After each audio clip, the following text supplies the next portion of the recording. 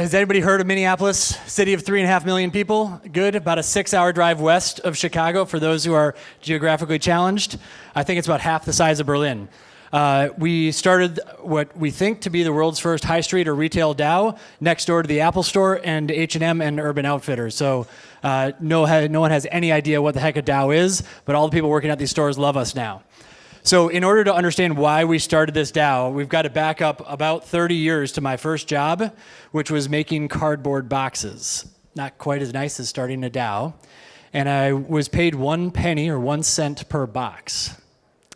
And that was not a very good income, but I was a very little kid and happy with the money until we figured out that we could band together a group of us that were hired to do this job, form a production line, and by the end of the day we figured it out, we were starting to make $45 an hour 30 years ago. We were pretty damn excited. If that snapping was for me, thank you, as a 10-year-old. Pretty excited about the rest of the prospects of the rest of my summer, counting up my money. I came back into work the next morning, and the boss's boss's boss sat us down and said, "Thanks for your hard work. We'll be moving you to a minimum wage hourly rate from now on." We had hacked the system, and it got us back right afterwards. So with that in mind, 30 years later, of course, we have to start a DAO because we need to change the way we work. But the problem is, we say everything's fine right now, but this is the wrong audience, but if it's traditional audience who actually likes their job, most people don't like their job. Oh, this guy doesn't like his job either. Oh, you like your job. Okay, yeah, this is why it's the wrong audience to ask that question. But most people don't like their job because on the right, bosses. The last company I worked at, there were 14 layers of bosses between the average employee and the CEO. That's not a smart idea. And I would look at my kid, who's a 10-year-old now too, aspiring for jobs going forward, and she hears all the talk about robots and AI taking over her jobs. And the prospect of her staring at a screen for 10 hours a day with robots telling her what to do made me want to start a DAO. So the problem is you can't just do this for any rational reason. And for me, it took 3 things to sort of overcome starting a DAO. And to put out some of the complexity of this, I come from a very corporate background and totally alien to a certain extent to all this blockchain world.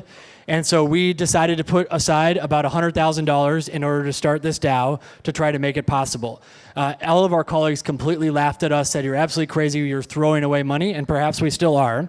They said you could be giving it to charity, because that's the thing to do. You make more money, you give it to charity, but charity clearly is not working right now, because otherwise we wouldn't have all these problems going on around the world. The future of work and blockchain and DAOs, who thinks it's just another fad? One guy in this whole room. Once again, wrong audience. This whole talk about future work, DAOs, a year from now, I really hope it's not a fad, because that would be a real shame, but it quite possibly is. The other reason I think it's important to start a DAO is silos. Everybody operates in their own silos. In fact, even here today, the presentations, we're using the BBLLC that Oli had started. I didn't even know him. He was operating in a totally different silo for me, and yet we're using his work, and we could have learned so much more if we'd started working together earlier on that. So we had to find another way to do this. Has anybody ever Googled DAO in their local area? It's a really bad idea to start a DAO in Minneapolis when this is your competition. No one has any idea what you're talking about. So, everybody said everything's just fine. Keep going the way it is. Anybody know the definition of fine? No?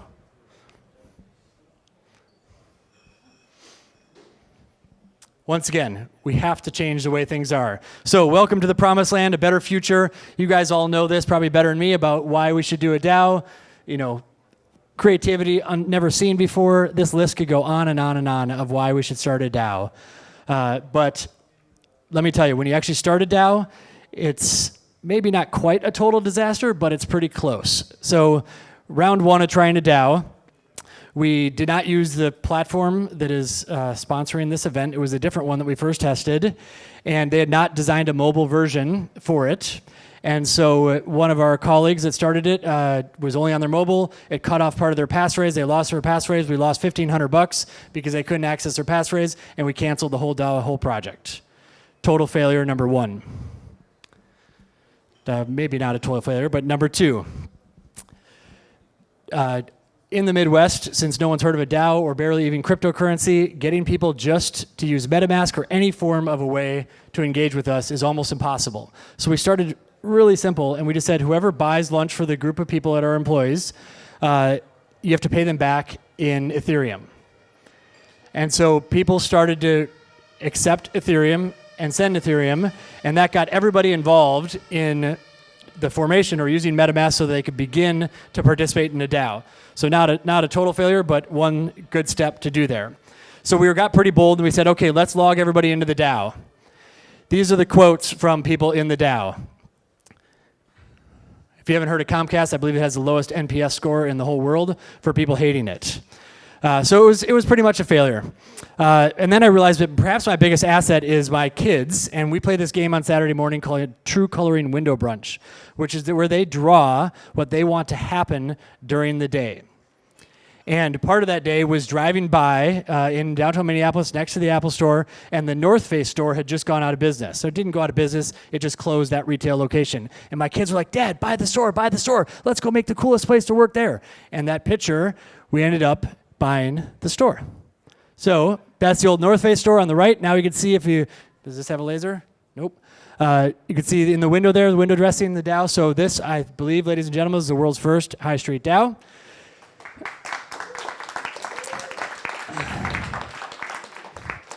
Some more pictures. We set up the most amazing place to work. You name it, any working style. We brought in artists to make it more beautiful, help out. We have bleachers so you can host 300-person events in the space.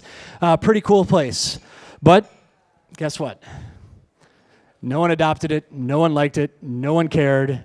Another complete failure. Man, this is getting difficult. So what did I do? I employed my kids again.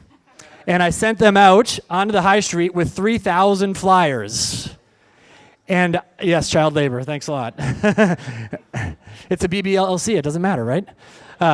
So sent them out to get people involved. And finally, after the 3,000 flyers went out and my kids worked for a whole weekend on the streets, we had enough interest. The Minneapolis and St. Paul press covered us, and they said, wow, Minnesota's actually doing something for the first time.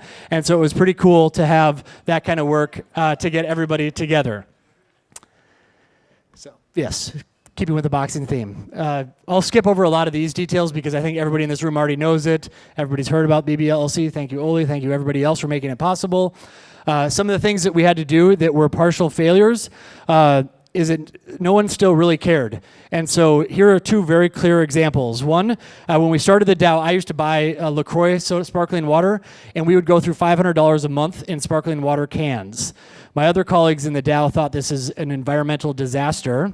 And so since I gave up control, they outvoted me. I can no longer buy sparkling water, and they bought one of those stupid little machines that makes sparkling water that isn't nearly as good.